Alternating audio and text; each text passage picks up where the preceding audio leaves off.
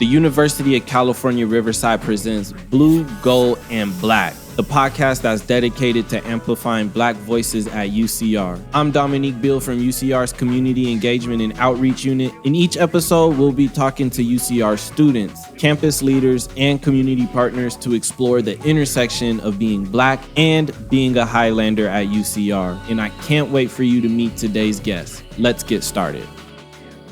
All right, welcome back, everybody, to the Blue, Gold, and Black podcast. My name is Dominique Beale, and today we are going to amplify a Black voice on campus. We're really excited to have her.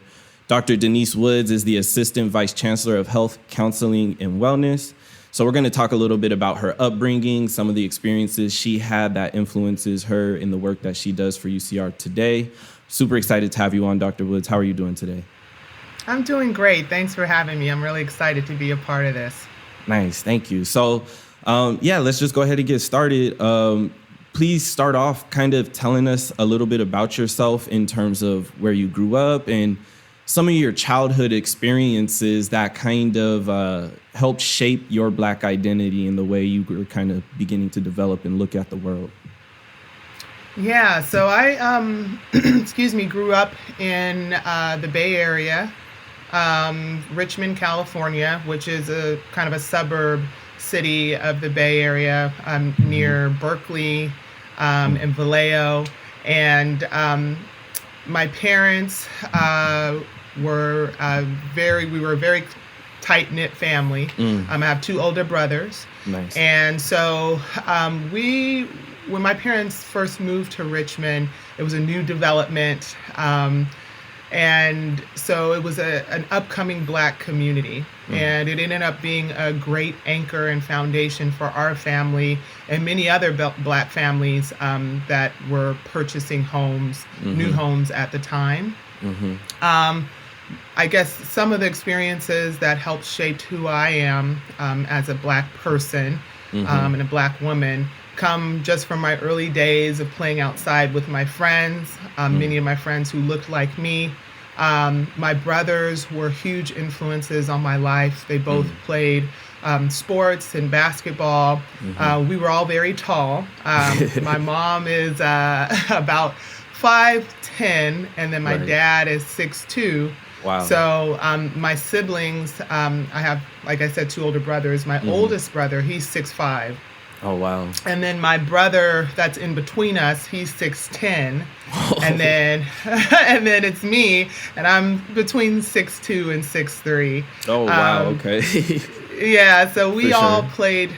So I followed in their footsteps playing sports and specifically basketball and whatnot.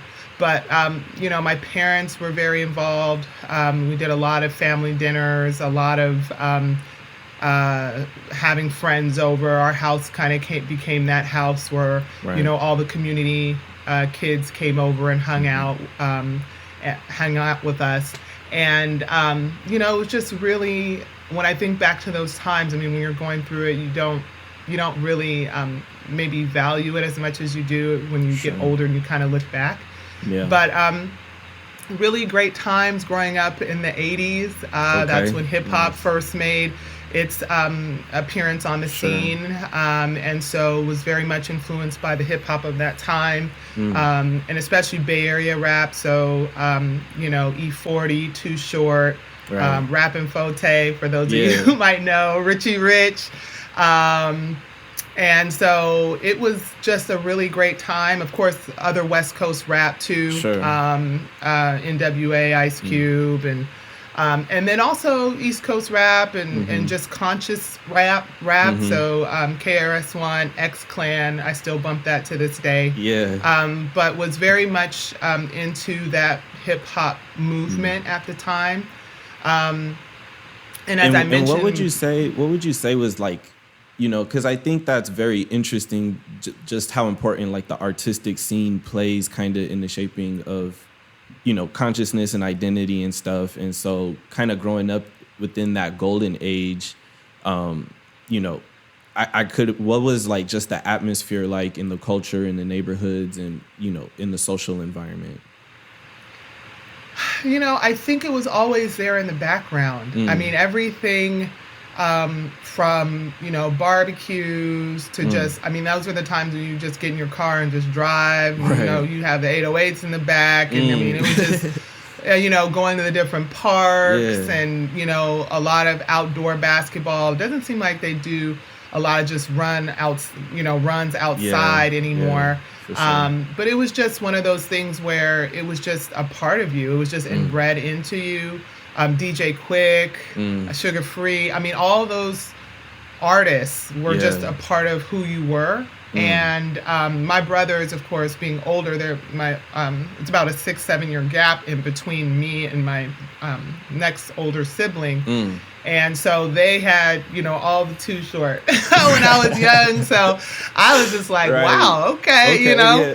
And so, and then just being exposed to that, and I think because they were such a huge influence on me, I just soaked that all in. Yeah, for sure. And then on the other side, my parents, we were in church every Sunday. And, Right. They really were trying to teach us, the rights and wrongs and, keeping us close-knit and together. And my father, he was a police officer in Oakland. And one of the first, I want to say he was in maybe the first 6 or 7 black officers ever hired for Oakland Police.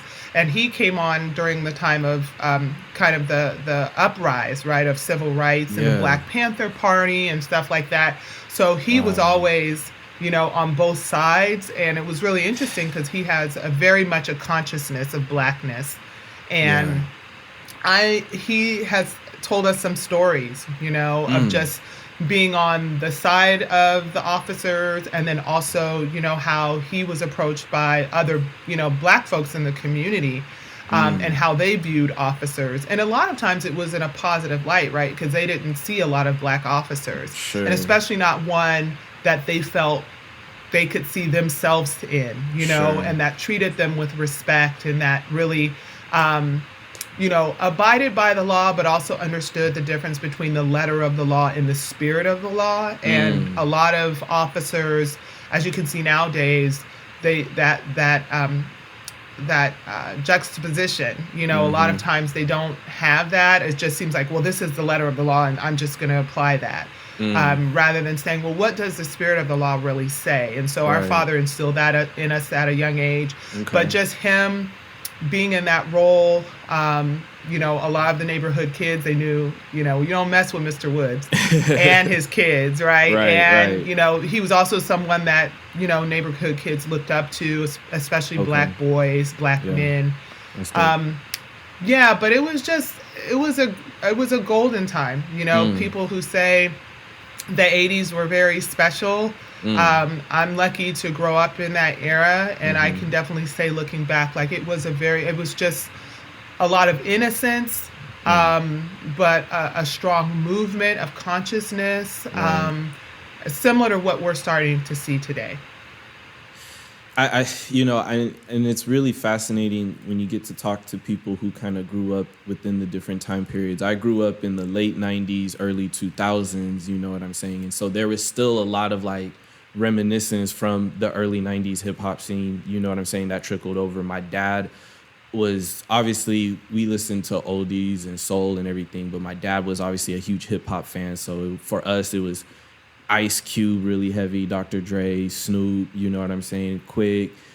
He was a huge E40 fan, so Spice One, people like that. So it's just a really great feeling, you know what I'm saying, when you kind of get to grow up with that sense of like artistic culture to kind of amplify your lived experiences. So how like let's move in kind of how you started pursuing higher education. Let's kind of say like when you were in high school, was it always that's what y'all are going to do? Y'all are going to go to school?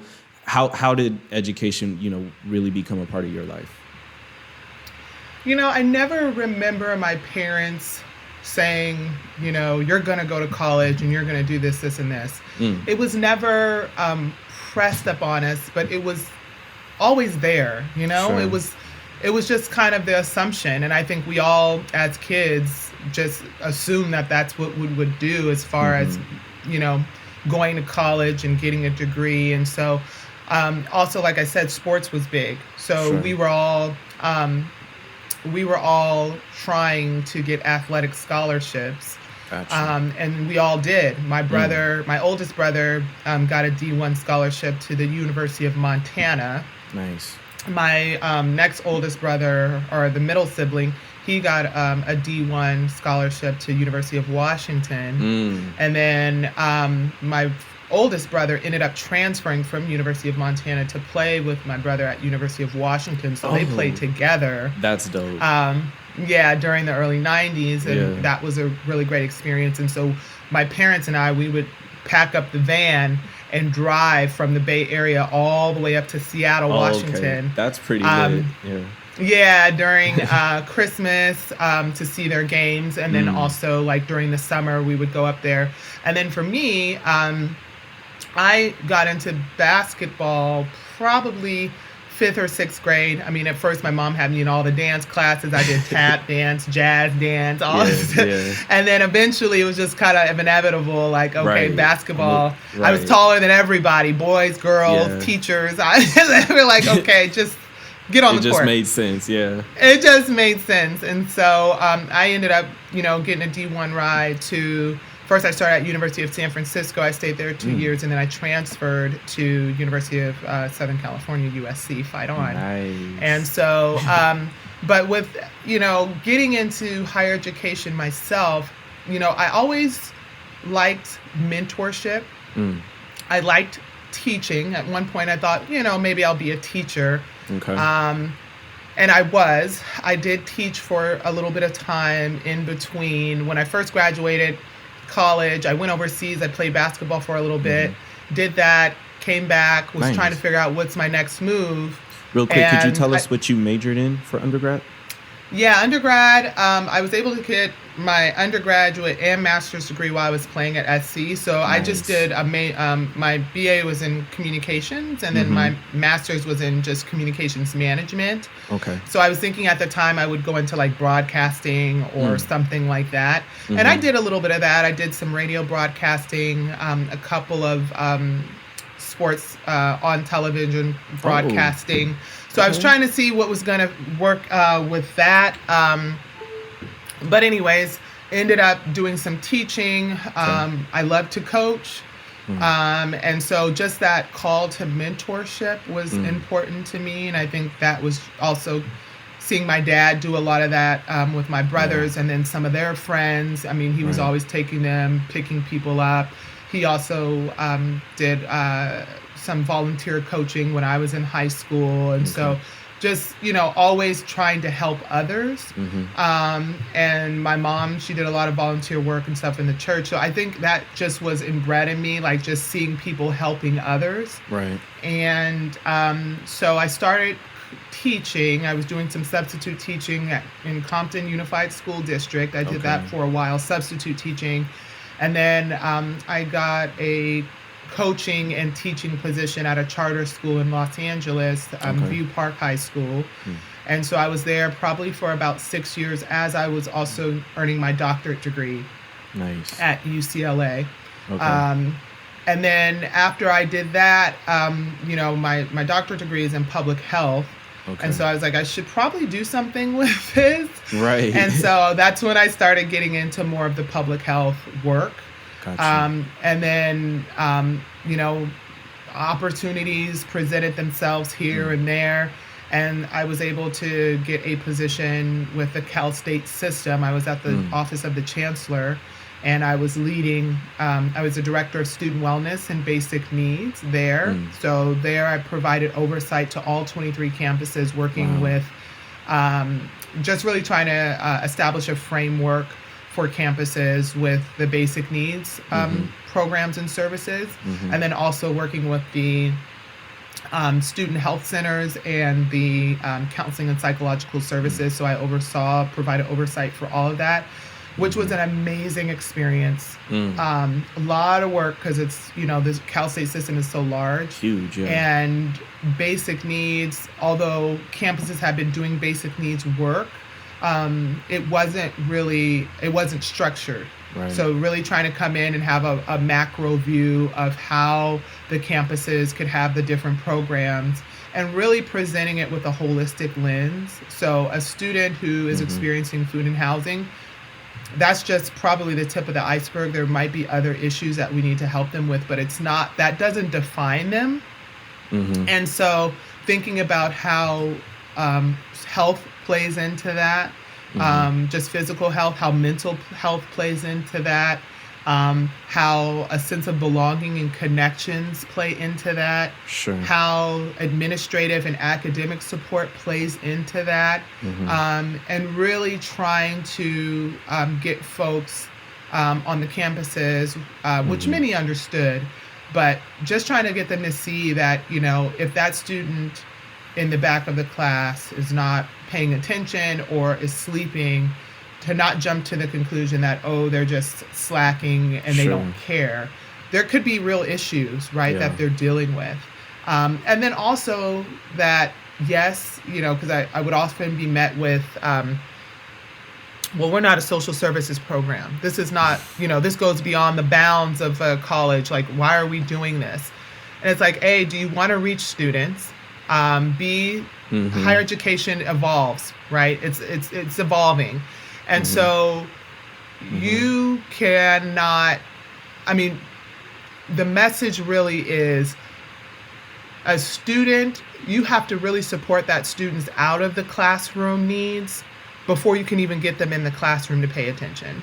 So if the student is hungry, yes, the student doesn't have a place to live, the student is in a financial crisis, you're not getting the full student, right, when they're in your classroom. Yeah. So the propping up of some of these supports around, that's just the times we're living in. Students in the 50s, 60s, maybe they had more parental support, financial support. It's not like that anymore. So with inflation and just the rising costs all around, it's just not like that. Yeah. So really getting folks to understand, if we don't invest in the out-of-classroom supports, you're not going to get a return on investment for the in-classroom work that you're doing. So you have your classroom lectures, you have tutoring, so you have to consider the out-of-classroom supports also as an extension of that. But just as important, in my opinion, because the health and wellness, you have to have that shored up really before you can expect a student to perform at a high level and be successful. Now, and I just really like the point that you're emphasizing, like the out of classroom aspect of, the work that we have to do to support students. And I would say it's even the same at, the K through 12 level in terms of public education. My mom's been a kindergarten teacher for around 15 years. And, she's always telling stories about how it's hard on the teachers because the teachers are forced to play multiple roles that they weren't classically or properly trained for, but at the same time, it's a public institution. So if it's not trying to fully encompass the betterment of the public in all of these different realms, we can't expect, our students to perform at their max capacity, like you said, when they have all these other things to worry about, whether it's finances or maybe your finances are straight, but your home life sucks. Like, I share with students all the time. I was on academic probation 3 times throughout undergrad, you know what I'm saying? And it was just a lot of stuff that I was dealing with, being a new father and all sorts of stuff. And it took my counselor finally kind of like pushing the computer to the side. She's like, I'm not even interested about the grades.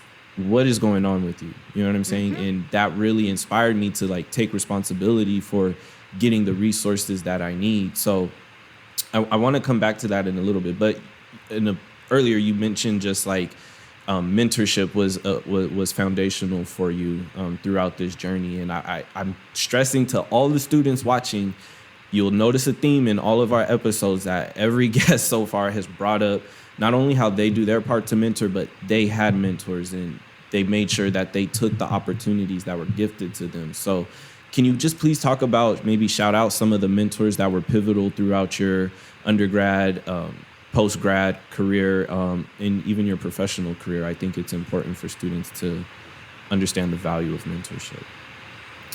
Yeah, I'll give a specific shout out to Dr. Tony Yancey, rest in peace. So when I had finished up my undergrad and master's degree, I had come back from overseas, I was substitute teaching, I was trying to work in, multiple jobs, trying to make ends meet. And a friend of mine said, I have someone I want you to meet. She works at UCLA. She's a professor there. Absolutely. And she used to hoop. And she was 6'2", but she was like in her late 40s, early 50s. And so my friend was like, I invited her to open gym. And I was like, okay. So came to open gym, was playing. I was giving her the work, okay? Because I was like, I don't know who this woman is. But, she's too old to be out here. Oh, no mercy. Why you have to do her like that? And so, afterwards, and she was a good sport about it. But afterwards, I connected with her. My friend introduced us formally, officially. And so she was talking about her work at UCLA, and she was in public health. And, she was telling me, like, have you ever thought about going back to get your degree or doctorate degree? And I said, yeah, I definitely want to do it, but I just wasn't sure. I'm interested in nutrition. I'm interested in health. And she's like, well, public health would be great for you. I had never even heard of public health. I didn't even know what it was. Okay. Because I was in communications and I had my eye on broadcast. I was thinking of that. Sure. Or education, teaching, high school, something like that. And so, or maybe even coaching. And so she was like, I actually am the chair of the doctorate program at UCLA for public health. And, we're looking for people of color. We're looking for people of color to come into this field. It's a really great field. It's emerging. She was like, in another 10, 15 years, this is going to be it. Like, you should consider it. Wow. So I was like, I left that open gym and I think I called my parents as soon as I got in the car. And I'm like, man, I might have found my next thing, like might have found something that I feel could fit. So I went home. Right. I was doing all the research, looking online, just looking, what is this? What is public health? And so long story short, I did the application to get into the program, got into the program. She supported me throughout. And it was really a great thing because now, of course, we're in a pandemic. Yeah. So these skills are coming in handy. But absolutely. I just think having a public health lens on any of the work that I'm doing has been helpful because it's really from a population health level and really just a population level. Like, how do we make change at a population level? Whether that's behavior change, whether that's policy change, like how do we get people to do what's best for their health? How do we make the default choice the healthy choice, right? So that people are, and so we're talking about things like smoking, like policies that change that. We're talking about less sedentary lifestyles. How do we make policy changes and how do we get people to change their behaviors to be more active? But all throughout my years in that doctorate program, she dragged me along. And I was coming into a doctorate program where I had very little science background. So I was taking all these higher level science courses, epidemiology, biostatistics. And a lot of these students that were in the program had come up through a master's program in public health, or they had biology backgrounds and stuff. And here I was, just like, hey, and they're like, getting it in. Just doing it. They're like, where do you come from? I'm like, don't even ask me. Don't worry about me. I got me. But a lot of tutoring, a lot of hard work. And whenever, she would check in with me, I would go talk to her if I was having challenges. She really put me in positions to be successful. And I didn't feel like I was ready. She had projects with the WNBA and the Sparks, doing exercise breaks, in what she called instant recess, and working with the San Diego Padres, Dave Winfield. I didn't even know who Dave Winfield was. And he's a Hall of Fame baseball player, for everyone who may not know. But she was like, "You don't know who that is?" I'm like, "Nah," but she did. And she, we were doing these, meetings with these executives. I mean, presidents of sports teams. I mean, and I was at the table, and she would put me on the spot and ask me a question, and I'd fumble a little bit, and then I would get the opportunity to speak. But she was just prepping me, because now I can talk to anyone at any level and not be scared. Can get my thoughts together, even if I'm put on the spot. And it was just, I look back and I'm like, dang, she saw something in me that I didn't even see in myself.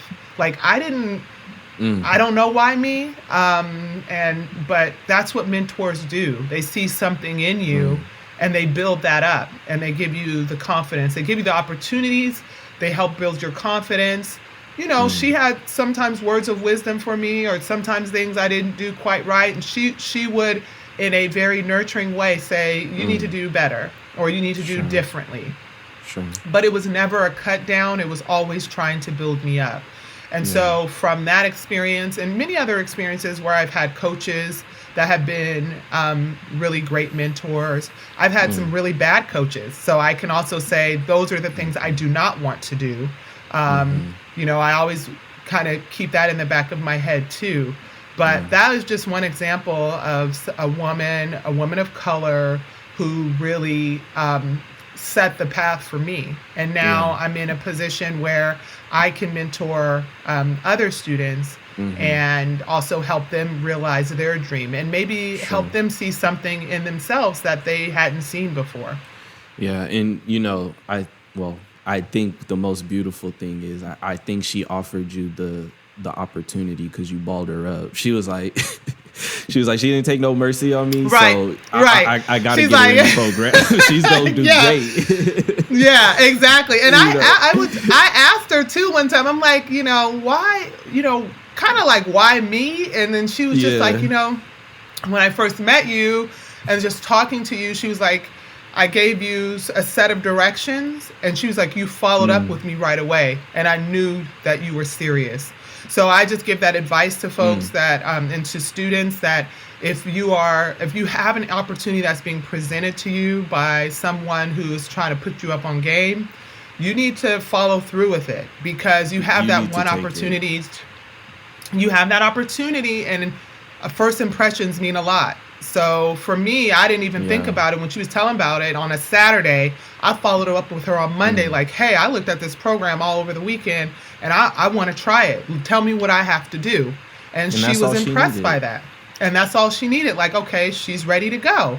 So, I just give that advice to folks that are listening on the line. Like, when you have the opportunity, you got to take it. You got to jump on it and try to make that first impression a good one. No doubt. Thank you. So now transitioning kind of back into, the work that you're doing as the Assistant Vice Chancellor of Health and Wellness, and bringing in all of the context, right? All the way you were brought up, growing up during, pivotal eras in the Black community, growing up in the hip hop scene, educated, having the mentorship experience. And so when we look at like the health of wellness of our students, but in particularly like our Black students, you already kind of mentioned this holistic approach. And then when we also see that, racism was declared a public health crisis, like how does all of that influence your work? And, what is UCR doing in particular to, be ahead of the curve and address some of those issues? Well, I think one of the things that I am trying to press upon folks is that Black folks are not monolithic. Absolutely. We have different perspectives. We have different experiences. We have different things that, upbringing and whatnot. And so we can't all be treated the same. And see my son here. What's the deal?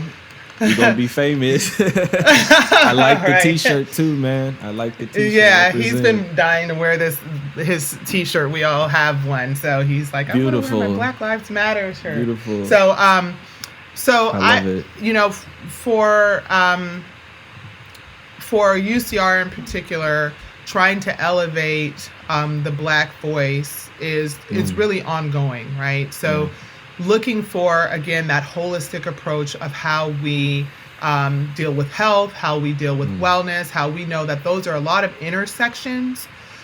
Same with Blackness, right? And Black folks in general. There's a lot of intersections and that's just with every person, right?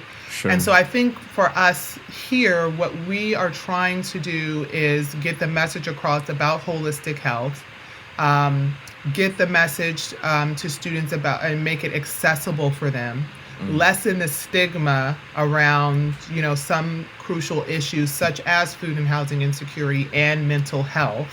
Yes. And make it so that our students of color, particularly African American students, feel comfortable coming forward and asking for those supports. Also understanding that sometimes they're not going to come forward. So what are we going to do to reach out to those students? Maybe most of the time they're not going to come forward. Most of the time, yeah. So what are some strategies that we can do to reach out to those populations specifically? And, I think everyone across the campus, I think everyone wants to do good work. And there's, hey, we put this up on our social media. Oh, we sent out this email blast, but, no students of color came or no Black students came. And we tried. And it's like, that is, it could be that you need to take more steps to reach out. And so it can't just be like I sent an email blast. You may need to go to the ASP, office and talk to Dr. Myrick there and say, Dr. Myrick, I'm trying to get this information about mental health. Can you help me specifically? If you're having an event, can I just come for 5 minutes and talk to the group about this so that they have the information directly? Can I leave my email?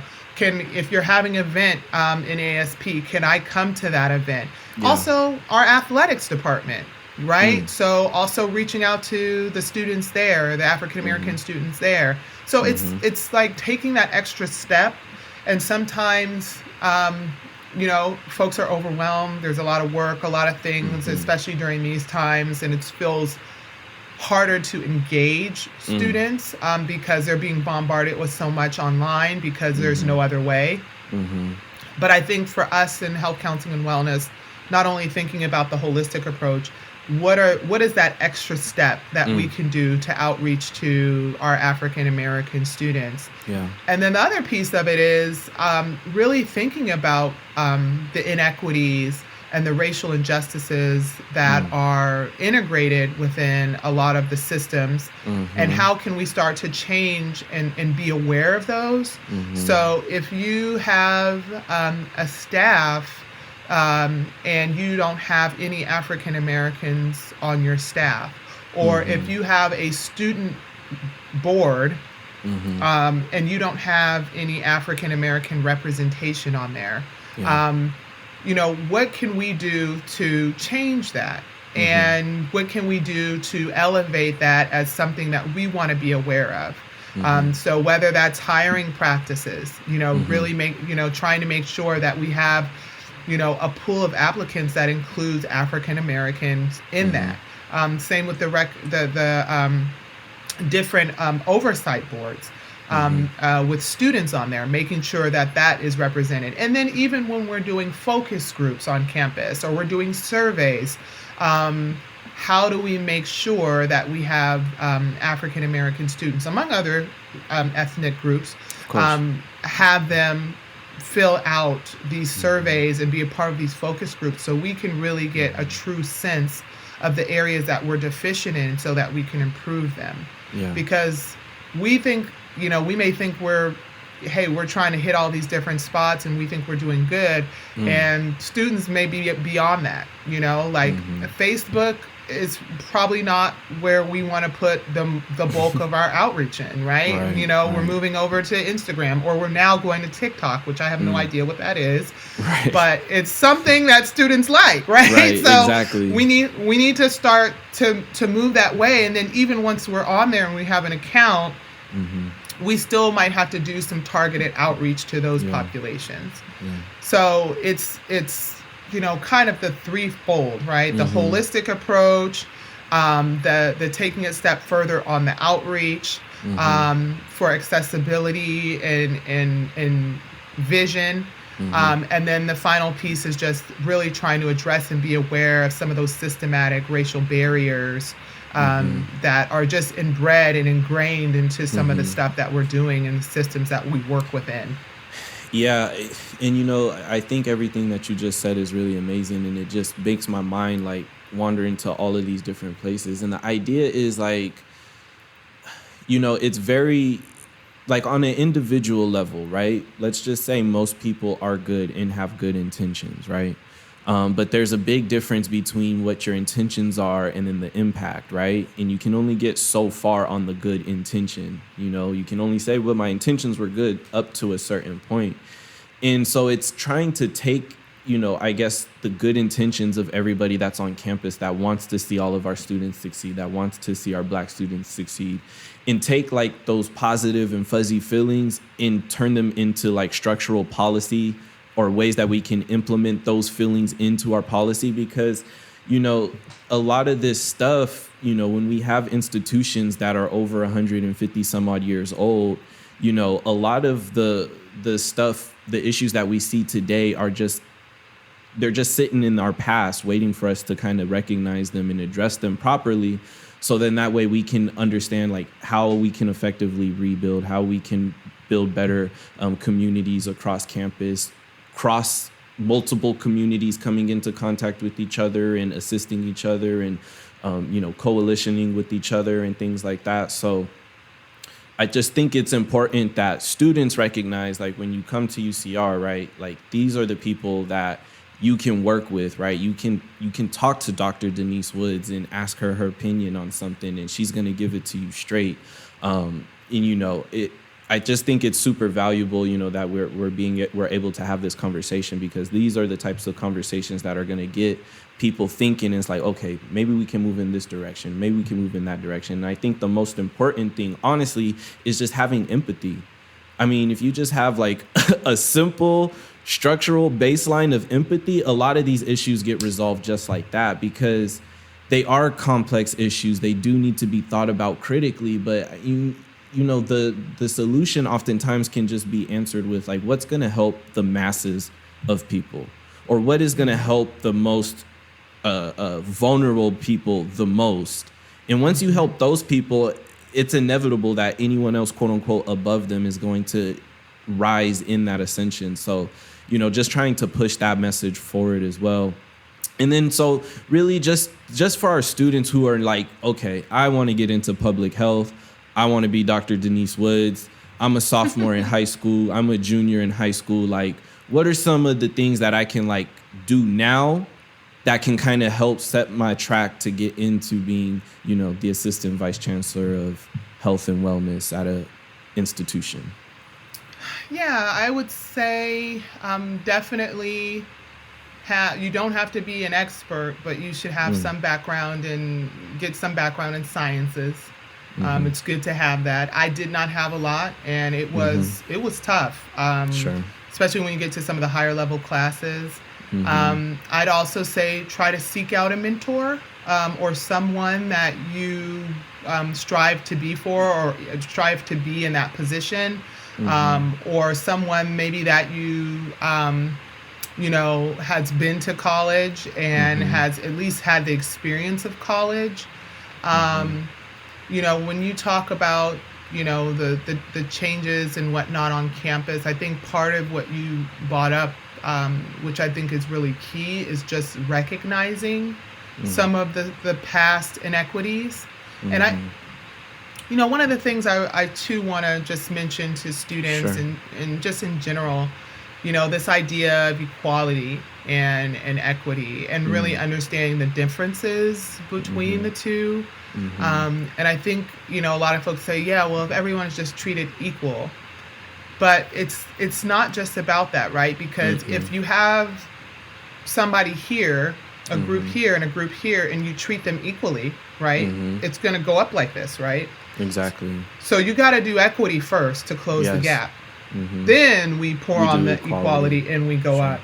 And so I think as we're even thinking about population health, like you were just saying, how do we, that's what public health really is taking a step back and looking at the population as a whole, understanding the cultural differences, the educational differences, the socioeconomic status, and the different pieces, that determinants of health that play into a person's life. And then addressing some of those deficiencies and inequities so that you can get folks up to the same level, and then we can all rise together. And so I think for students that are coming in or that want to get into public health, start thinking about things in that way. Thinking about things of, okay, how would I approach this? How could somebody approach this from a macro level? Because the macro level is really more big picture. It's the 50,000 foot level. You can get into the operations and the day-to-day of it later, but you really have to have a grasp of the population and the inequities, and understanding how we're going to address those inequities from a big picture perspective, and then bringing in those details later. But, I would say for someone trying to get into public health specifically, definitely some, the sciences, nutrition, health, just being aware of that. I mean, no expertise, but just starting to be aware of that. Get yourself a mentor or someone. And I would just send an email. Hey, I'm in high school and, I'm thinking about going to public health, and I just want to get more information. Would you be interested in, us doing like an informational interview? And if you get some, maybe send it out to multiple people, someone will respond. And then just have some questions ready for them, come on to the interview, or, the conversation with some questions that you want to really know, like, how long did it take you to get to this position? And, what were some of the barriers that you faced? What were some of the challenges? What was your greatest accomplishment? What advice would you give me? Is this something that we can do, once a quarter or every other month? Or, once the pandemic is over, can we maybe get together and have a conversation in person? Or can I work on my interview skills? Can I send you my resume? And those are all things that you can do right now. So those are some of the things that I would recommend for a student that would be coming in.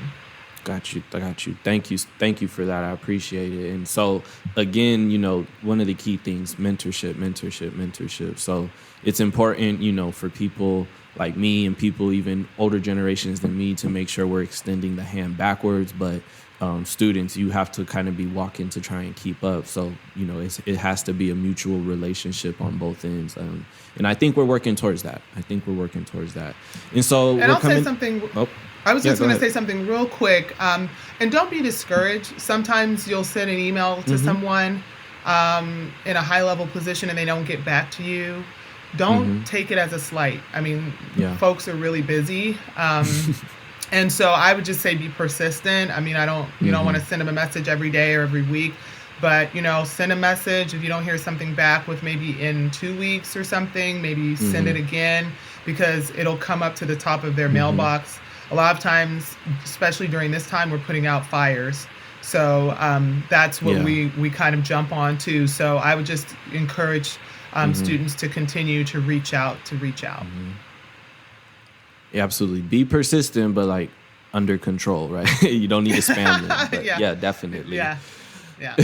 And so we're coming up on the end of our interview. So, one of my favorite questions, the last question of the interview is, I like to call it a little bit of Black optimism, right? We're all trying to do our part to push forward to make sure that the future generations of Black scholars coming through UCR and going out of UCR are supported and, moving towards a better future. So what, if you could just share with our prospective Black students, what is the most optimistic vision of the future that you have for future UCR Black scholars? The most optimistic is, becoming a UCR alumni, and moving on to become either to move on to governance or education, where you're helping to create policies for change, and or you are teaching the next set of scholars to come up and having that lens of social justice, the lens of of population benefit, and then also being able to give back, reaching back and helping others and being mentors for others. So if you're not able to be an educator, or you're not able to be maybe in government or something like that, that you are at least reaching back to help others, because you've made a trail, and you should help lead people down that trail. It should never, we should never go walking up our own trail and then sweep the trail so nobody else can go that way. Yeah, no, we can't do that. So we gotta, we want to have that trail, so much so that for years and generations to come, people can come down that trail and they can see the overlook, and see the beautiful sunset or the sunrise. So I would just say that the mentorship and helping others, that are like you, that have come, that are trying to be like you, absolutely, and being able to have that outreach is really key. So that would probably be the most optimistic that I can think of. Beautiful. No, thank you for that. I really, really appreciate it. This has been a great conversation. I think we're going to have a lot of students that can just pull something out of this. So I want to say that we appreciate your time. We appreciate you being on the Blue, Gold, and Black podcast. We're super happy to amplify your voice. And hopefully we can have you on again sometime in the future so we can just continue to keep having this conversation that's so important for our students. Yeah, I really appreciate it. And shout out to Toy, because I think she might have connected us at the LGBTQ Center. So I appreciate her. I always have to say, Toy has, once I told her about the idea, she just dropped a whole bunch of names on me. And I just got on and started sending them emails, right? Students, like she said, send those emails. These are very busy people. They're professionals. But if you're for the betterment of yourself, and they can see that, they're going to get back to you and they're going to make things happen. So don't get discouraged. Make sure you reach out and do your part. So thank you, Dr. Woods. We really, really appreciate it. Thank you for having me.